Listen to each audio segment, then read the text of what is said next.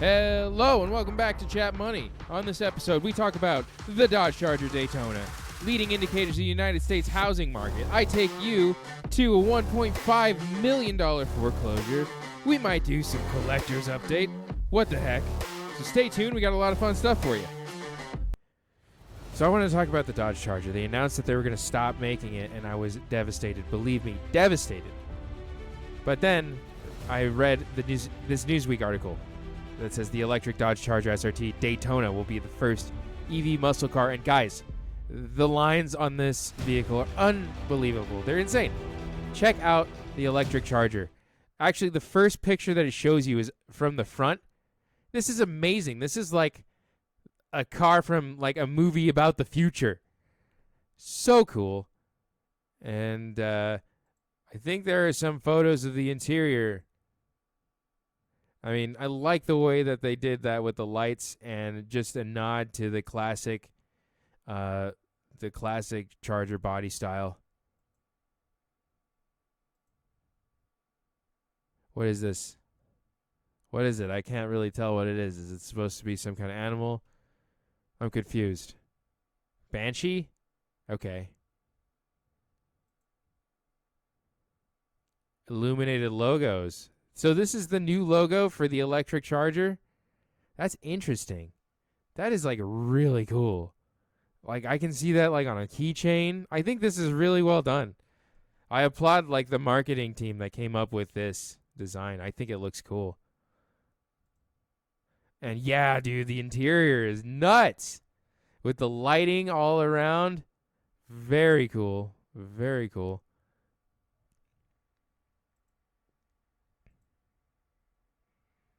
And yeah, it says SRT on there.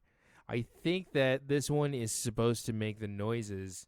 I think it plays the engine noises out of the stereo or something. So this one says it's gonna have like an upgraded suspension and upgraded brakes. It says 800-volt Banshee electrical systems for fast recharging and discharging.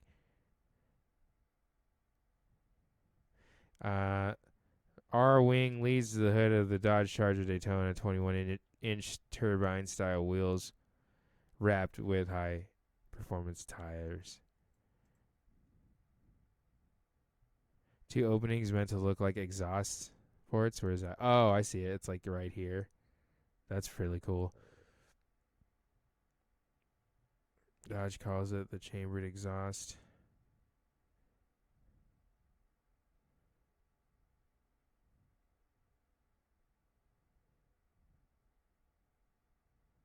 Project percussive air, making it feel real. Okay.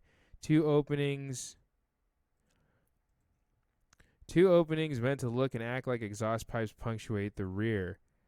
Those openings not only project sound like a muscle car, but they also project percussive air, making it feel real.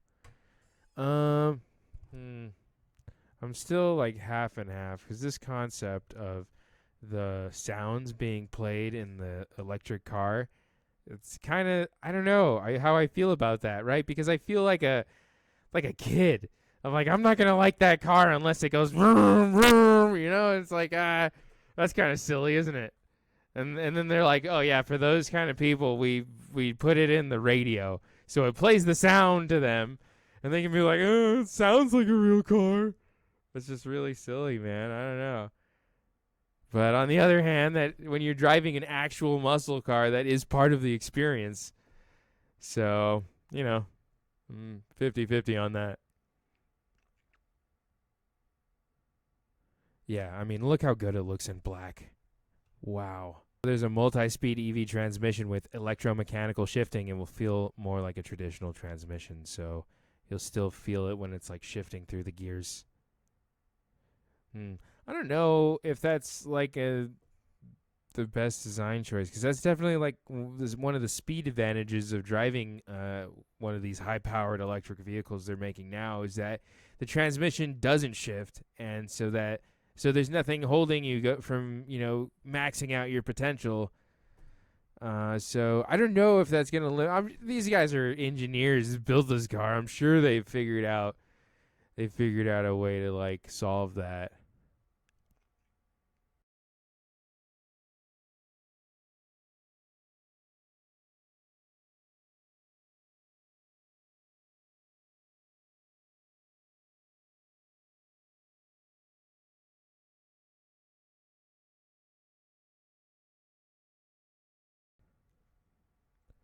It has a 12.3 touchscreen infotainment system and a 16-inch driver display, 8-inch heads-up display, ambient lighting, circuit light graphics, carbon fiber floor, accelerator pedal features, a lightning bolt. So that's the Dodge Charger Daytona, and very exciting stuff. And that is the monthly supply of new houses in the United States. This data is provided from the U.S. Census Bureau and analyzed by the St. Louis Federal Reserve, and it represents the monthly supply of new houses in the United States as a ratio. You notice it here is the ratio of new houses for sale to new houses sold. In other words, as July says 10.9, that is 10.9 houses for sale to one house sold. We can take a look at the inventory numbers from 2008. And we can see that it peaks in January 2009 at 12.2. But it's a steady increase from October 2006. It's on an upward trend. And now we see a much steeper upward trend. It actually started in August of 2020. So it's been on the decline as the values have been increasing. The inventory has increased to meet with the demand, which is a good thing. It provided enough housing supply in the last couple of years. But now that demand has dropped off. We can see starting in January 2022, just a sharp increase month over month to where we are now. The numbers for July are 10.9 new houses for sale for every one home sold. In the interest of generating revenue for a real estate business, allow me to present to you a plan to generate mostly passive income by purchasing an ATM. I have this Fender Jazzmaster, the Ventera series, Ventera 60s, in Olympic white with the Pau Ferro fretboard. And this one's priced at $899, and it says it's used in mint condition. Mine is used in excellent condition. It's not mint. I don't have the sticker on it. But according to the sold listings on Reverb, it's still around $800 to $900.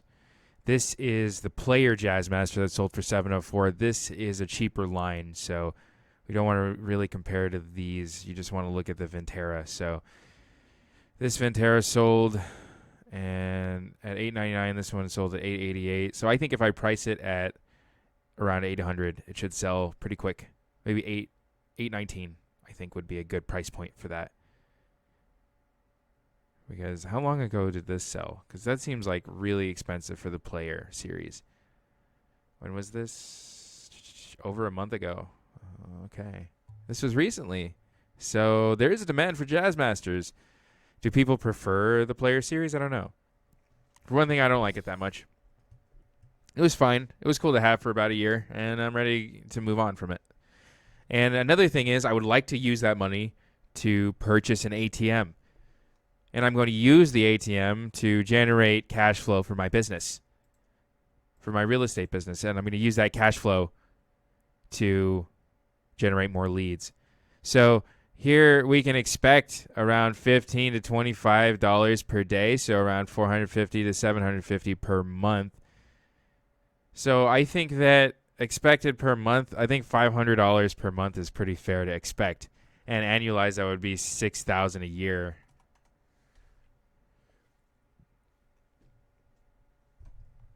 And it would cost $1,600 for, that's what it looks like I can find on eBay. This one is $1,350, and I think it's two. What does the description say?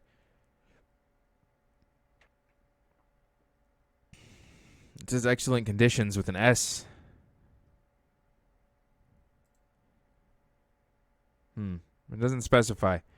But that one's around $1,300. I saw one on Craigslist for around $1,600, but it says price is not firm, so they probably could be negotiated. This one says it's $300. It's local pickup. Where is it located? Twin Falls, Idaho.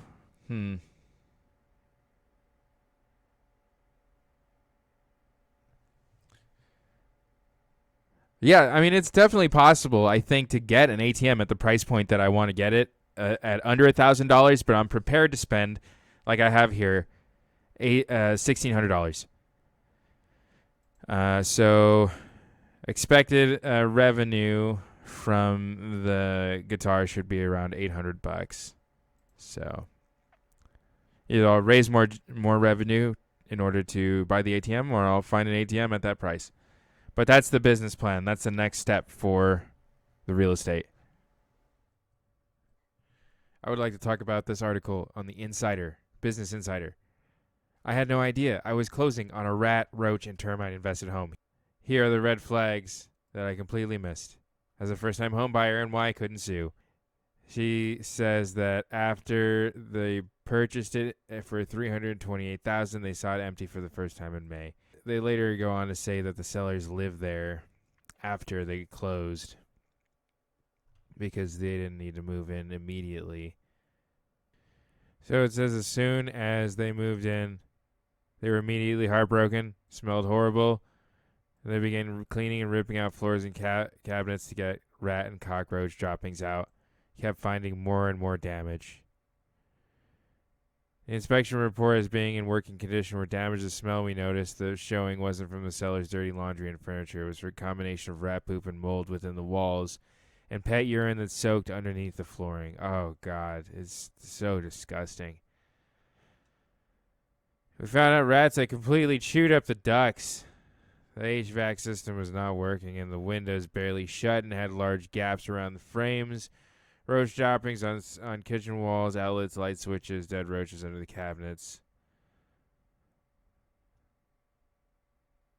I guess we show the pictures. These are obscene.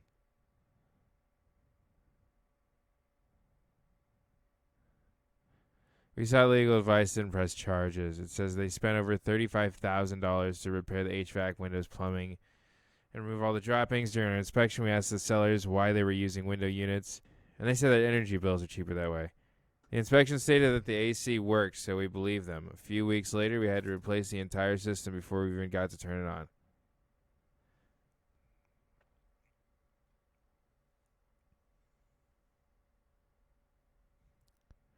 There were many red flags that we shouldn't have ignored during the home buying process. This is where I want to kind of have, I don't know, you know what, I'm going to have a come to Jesus moment. In fact, let me go ahead and get changed into my church clothes. Okay. Guys, I want to tell you about how I feel. Let me tell you how I feel.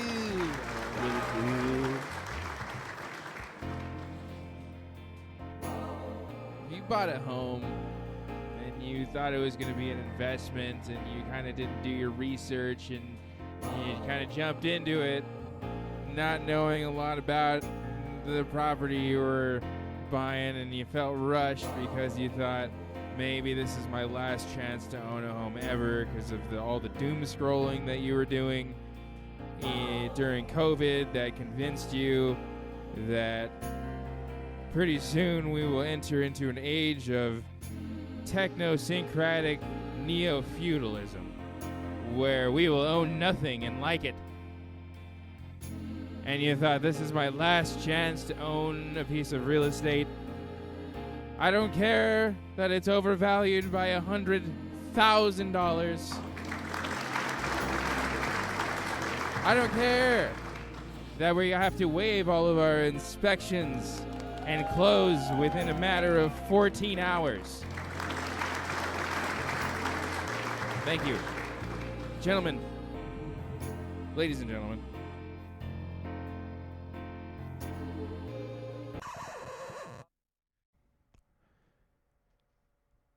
So the red flags, she says, we put too much trust in the professionals we hired. So she said, we've never been through this process before. We really trusted that inspector would notice and state all the damage. We should have been our own advocates, done our own research, and paid closer attention when looking at a house. It says, we messed up, and if we were buying our first house again, here's what we do differently. Hire a realtor with a lot of experience and ask for references. That is a great start. I like how it says a realtor's job shouldn't be just to find houses that work with your criteria. A simple Google search can do that. They're supposed to protect and guide you from the first meeting through the time you've moved in. And I totally agree with that. And I think that, this kind of digital access to all that information, access to real estate agents, kind of a commodity to where you kind of just have almost, it's going to get to a point where it's like Uber, where it's just like, is there a realtor in my area? And you can like hit the app and then they'll like drive by and show you the house. And yeah, don't let the sellers stay after closing. So that's a, case by case basis, because, that comes up pretty often. And there have been all types of agreements that, work for the either party. So it really is a case by case. I wouldn't give too much weight to that third tip. I mean, just know the risks that are involved if you do choose to do something like that. And in general, I mean, really the moral of this is to know the risk involved when you're buying a home. And it looks like, these guys really relied on what the people were telling them. But ultimately, the responsibility was theirs to verify what they were being told and ensure that it would work for their budget and lifestyle. Okay, so I want to give a measured response to what's going on with the Chinese economy. And the reason for that is I was reading this article called The Point of No Return, Crunch Time as China Tries to Fend Off Property Crash. And this is written by Martin Ferrer of The Guardian. And Ferrer brings up some points about what's going on with the Chinese economy, how they have lockdowns and they're still really in COVID lockdown procedures. And that has hampered their economy. It's slowed down their productivity. In addition to that, there are a lot of people who are defaulting on their mortgages. And remember, the regulations in China allow for the people who have bought the house to start paying on it before it's built. So they start paying on these houses before, as they're being built. But sometimes the builder runs out of money, so they can't make the materials or pay the workers to continue to build the houses. Where does that money go? That's been an issue in their housing market. But here's, the other side of it is that people have been predicting a market crash in China for a very long time. And some things to note about China would be the fact that they have their national government and the private sector are very closely intertwined. And as such, they have a lot of tools at their disposal to kind of control the economy that are specific to the way that China's government and public and private sectors are set up. So they have a lot of ways to kind of correct what's going on with their economy. So I don't know if I necessarily would say that there is going to be a collapse. It's a possibility. Anything's a possibility. But we've just seen in the past that China has been able to overcome the market drops as they have in 2008. Okay, so I want to tell you guys a couple of stories from the past week from prospecting for foreclosures. So the first one is, this is a home on 3235 Costa Esmeralda Circle. Okay, 89117 is the zip code, so it's right here on the map. And it's really close to where my office is. This is my office, and for reference, I always tell my clients it's near the Tesla dealership, so they have an easier time finding it, because it's easy to pass it on Sahara if you're going west. So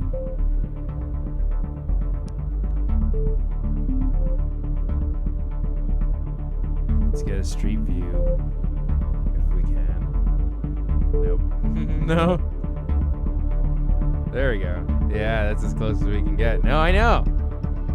That's as close as we can get. This is as close as I can get to. Let's see. Can we get in? Nope. Nope. Oh, no. Yeah, there's no way in there. Okay, close as I got too. In fact, let's watch the video. So this is the Lakes District there in Las Vegas. Yeah, let's take a look at the video.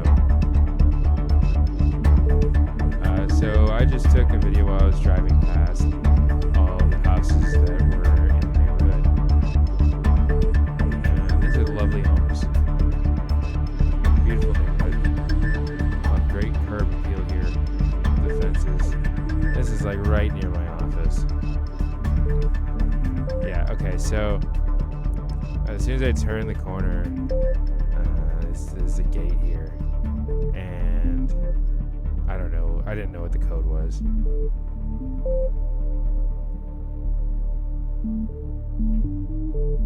So you can see this guy. He's like talking on the phone. And there's that white car. That's a Mercedes back there.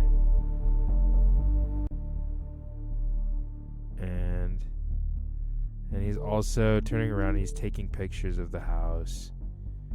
I'm pretty sure this guy is either the listing agent or he's trying to be. But, I mean, if he was able to get through the gate, he must have contacted them. So, it definitely is. That one is probably handled.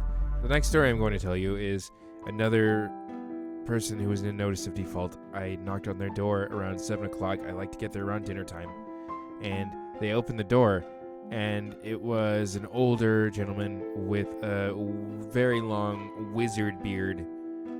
He must have been at least 175 years old. He said nothing when he opened the door, and I was taken aback by his appearance, and I'm not one to prejudge, but I let out an inaudible guffaw at the visage. I said, I would just like to let you know that I help my clients get more time to stay in their homes when they're being foreclosed on or when they've been served a notice of default. If you would like to take my flyer, you can go ahead and take it, please. And he said, this house is not being foreclosed on. And I said, okay. Well, I mean, just in case anything comes up or if you have any other questions, why don't you just take my flyer? And, give me a call if you need any kind of help, real estate-wise. And he said, this house is not being foreclosed on. And I said, understood. But would you like to take my flyer? He didn't want to take it, so that's fine. I just left after that. But I came home and I researched it. And where is it? I have it on Remind. This is, yeah. I mean, it's not even recorded on the deed that they've been served with notice of default. So I don't know where that came from. Yeah, I really don't know why that one's on that list. Maybe there's been a mistake. But usually those are recorded on the deed. Maybe it was like reversed so fast that it didn't have time to be recorded. I see. I'm still kind of new to this, so it's a learning experience, and this is an opportunity for me to learn. So that was interesting, just to find out that he wasn't being foreclosed upon. That was kind of silly all around. And here is some exciting news in the world of fast food. Kevin Hart has announced that he's making a new plant-based restaurant to take on McDonald's and Burger King. It's called Hart House. It's going to feature plant-based chicken and burgers, as well as milkshake comprised of soy and oat blend, tots, fries, and limeade. Kevin Hart says he's keeping things in the $5 to $7 range. Awesome. Says we're already tapping into locations that make sense. So Las Vegas is the first one. Kevin, Mr. Kevin Hart, please come to Vegas. We would love your restaurant in Las Vegas, Kevin. Very excited to have Hart House in Las Vegas. Thank you, Kevin. Let's talk about the Federal Housing Financing Agency.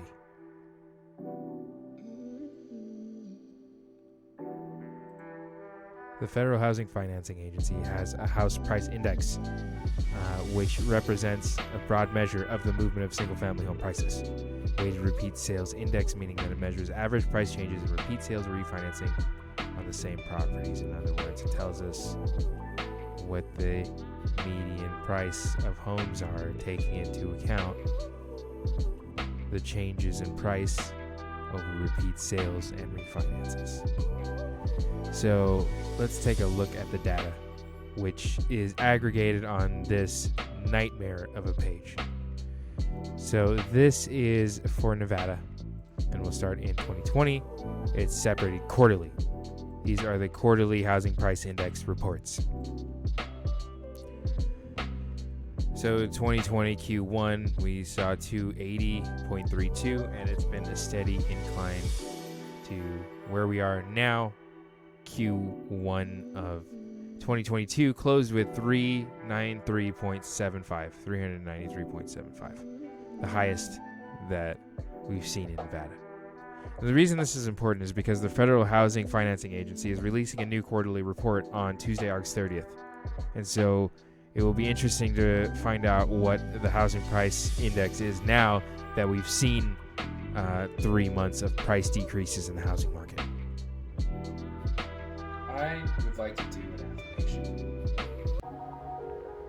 I am opulently abundant. Okay, and by way of gratitude, I'm thankful for all the great friends I've met this month. I'm thankful for having overcome the obstacles and the ability to overcome them. And I'm grateful to have the opportunity to focus on real estate 100% and really build my business. And I'm showing you how I do that. I'm grateful to be able to document that for the future. That'll be it for this week. Tune in next time. We might talk about more of the same stuff or some different stuff. It is time for a collector's update. So we'll go ahead and get started.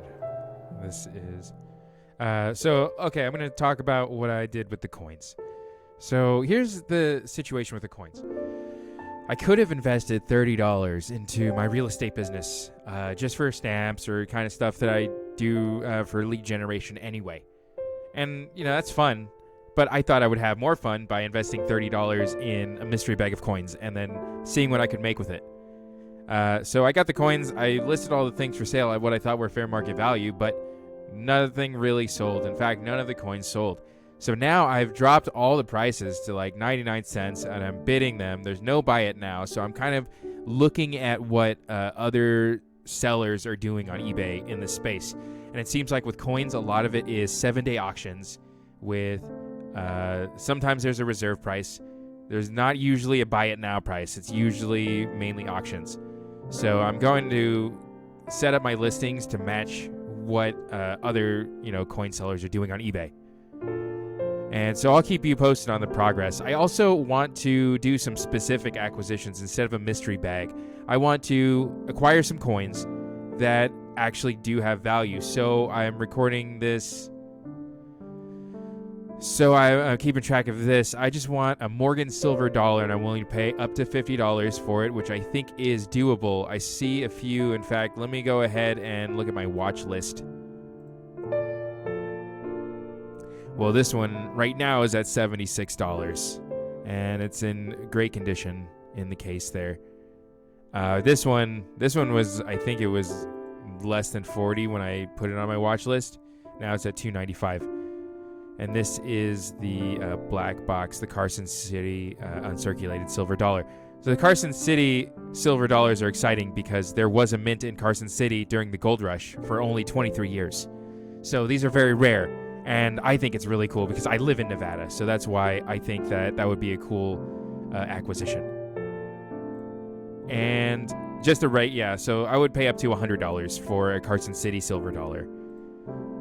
I guess it doesn't have to be totally uncirculated because this one is $300. So that's that for the coins, as well as the talking bank, the Thinkway Darth Vader. I noticed that one has sold last week for $55, and mine I listed starting price at $49.99, but then buy it now is $64.99. So I reduced the auction price to $35.99, and I reduced the buy it now to $52.99, because I think that's what the market is willing to pay for a bank in that condition in the box. So awesome.